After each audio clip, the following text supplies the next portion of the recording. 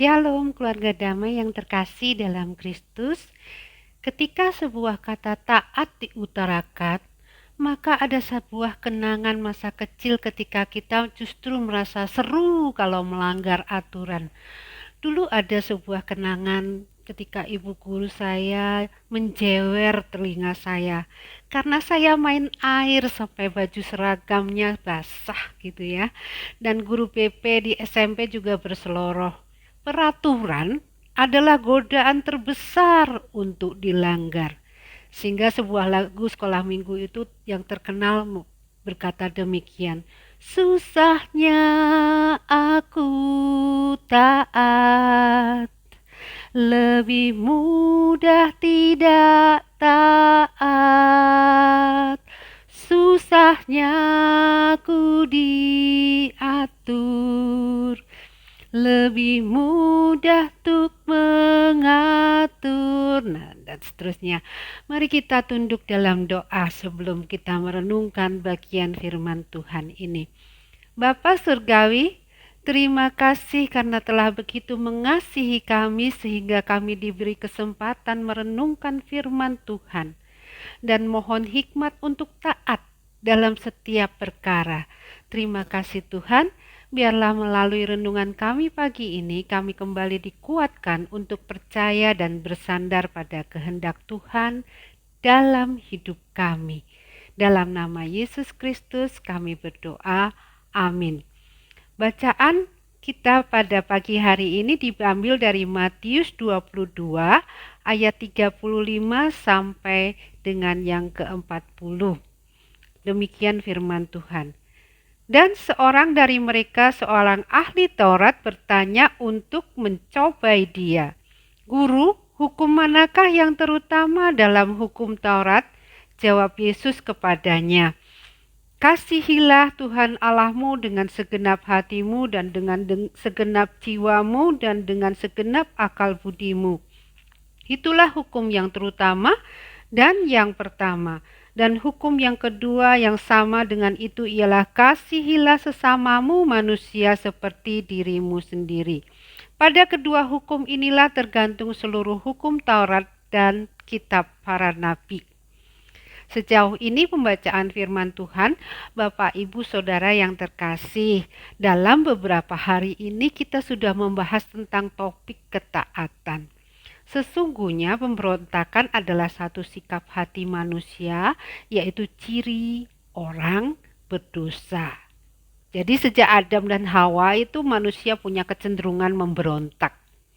Pemberontakan ini merupakan upaya manusia menolak perintah Allah. Ya, jadi ketaatan merupakan suatu respon pertama dari orang yang sudah bertobat. Ketika dalam bacaan yang kita baca tadi terdapat orang-orang Farisi dan ahli Taurat sedang berusaha menjebak Yesus dengan pertanyaan yang sulit. Ada sekitar 600 ya hukum Yahudi itu, yang mana ini Tuhan yang harus diprioritaskan, mana yang lebih utama dari yang lain. Tapi uniknya Tuhan Yesus tidak membahas hukum ini, hukum itu ya, yang banyak itu, tetapi menggali esensi dari penjabaran aturan-aturan hukum yang ketat dan banyak itu ke dalam satu hukum kasih. Kasihilah Tuhan Allahmu dengan segenap hatimu, dengan segenap jiwamu, dan dengan segenap akal budi. Seseorang bisa saja taat tanpa kasih. Namun ketaatan yang dihasilkan adalah ketaatan semu yang mendorong self-righteous atau menonjolkan diri, membanggakan ketaatannya seperti orang-orang Farisi tadi. Atau ketaatan yang lain bersifat transaksional ya, transaksi. Taat karena ada maunya atau taat karena takut konsekuensinya. Misalnya memberi persembahan persepuluhan dengan harapan, oh nanti dapat gantinya 10 kali lipat dari Tuhan. Ada juga ketaatan yang bersifat munafik, taat yang terpaksa demi dilihat orang, demi posisi status, demi pujian supaya dianggap sebagai orang baik. Tetapi Yesus memberikan suatu jawaban mengenai esensi dari ketaatan terhadap hukum-hukum Tuhan, yaitu kasih. Dalam beberapa tafsiran, Yesus sedang mengutip Shema Yisrael, yaitu doa Yahudi yang terkenal, yang terdiri dari hati, levav, jiwa, nefes, dan kekuatan meot.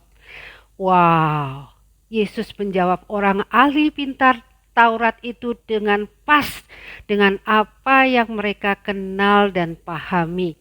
Nah, kalau dari perjanjian lama mereka memakai bahasa Ibrani, maka di perjanjian baru beralih ke bahasa Yunani. Hati, kardia atau kata asalnya dari kardio, jantung, adalah merupakan inti hidup manusia. Segala keputusan dibuat, segala keinginan dibentuk, segala kehendak diuji. Seperti ruang kemudi di mobil, pesawat, atau kapal laut. Semua dikendalikan.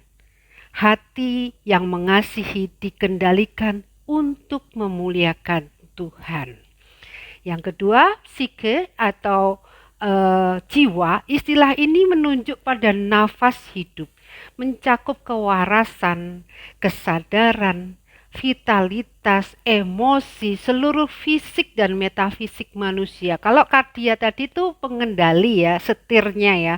Maka psike ini adalah listriknya atau bensinnya, energinya. Jadi bakat, waktu yang dipersembahkan mengasihi untuk Tuhan.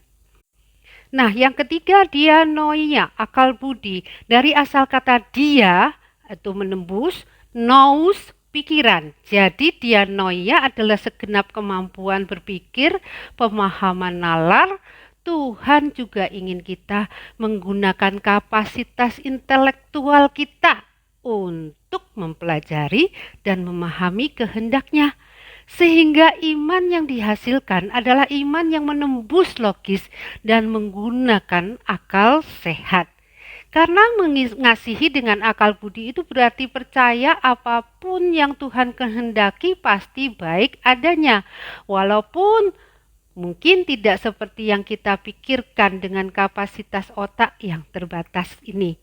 Bapak, Ibu, Saudara yang terkasih, mengasihi dengan segenap hati, jiwa, dan akal budi merupakan satu-satunya cara untuk kita bisa taat dengan benar.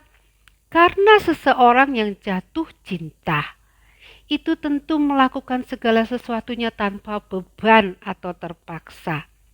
Taat karena kasih menghasilkan ketaatan yang murni, tulus, tanpa pamrih, dan selalu menyenangkan atau menggairahkan. Bisa dibilang senada dengan renungan Samas kemarin dari Bu Eva dengan menegaskan bagaimana bisa dibilang mengasihi kalau kita tidak pernah memiliki hubungan intim dengan Tuhan, rindu berkomunikasi, menghabiskan waktu bersama Tuhan, atau mendengarkan dan merenungkan firman Tuhan setiap hari, berdoa dan bersekutu dengan Tuhan.